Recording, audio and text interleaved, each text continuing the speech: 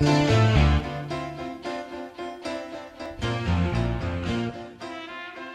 this is Ken. We're at OPASTCO Summer Convention 2010. We just heard "Is the Sky Falling?" and Bob Debroux did a great job of moderating the panel. So Bob, tell us, is the sky falling when we look at the National Broadband Plan? Well, I think the initial read was that the sky is falling, and I think the reason for that is there are parts of the plan that are fairly well defined and parts of the plan that aren't well defined.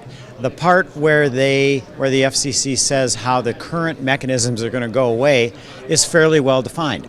The part that describes the mechanisms that are going to replace them, the Connect America Fund, and how you would get money out of it is not defined. So it's very easy to conclude that we don't know what we're going to get in the new fund, but we do know that what we're getting today over the next 10 years is going to go away. So from that perspective, the sky is falling, and we've got a lot of work to do.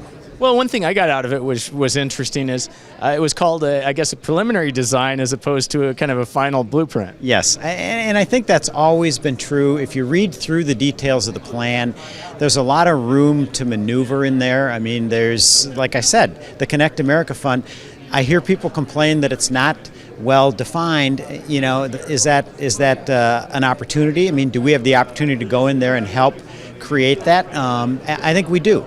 The major dilemma, however, is that they're going to try and stretch today's funds over all of rural America today, 2/3 of which is served by price cap areas, and those areas aren't as well built out. So the sky is falling conclusion comes from looking at and saying, how can you take the money that today is supporting the voice network and spread that out and get a broadband network that's reasonably comparable. So there are a lot of serious issues that we need to keep discussing, and how much money is necessary to really build adequate broadband out to all of rural America. I think that's an unanswered question at this point. Yeah, definitely. I guess the other message was that it's really important to get the word out as to, you know, comments on the plan and so forth. Yes, for the first time in recent memory, probably the last 15 years or so, the rural industry has become very united. OPASTCO is working together with WTA and NTCA and NECA and also the Rural Alliance, and we're all working together. We've put together a set of comments that are just extremely good at going into the details of this plan and putting our point of view out and pointing out what is wrong with the plan. The next item on the agenda is for us to come up with, I mean, we're as an industry, we're very good at saying, no, that doesn't work. Mm-hmm. Well, when we do that, it's very, eventually somebody at the FCC like Carol Maddy will say, okay, you don't like this, you don't like the architectural design, we're in the process of putting the blueprint together, what do you suggest we do? So that's the next step that the rural industry has already started to work on.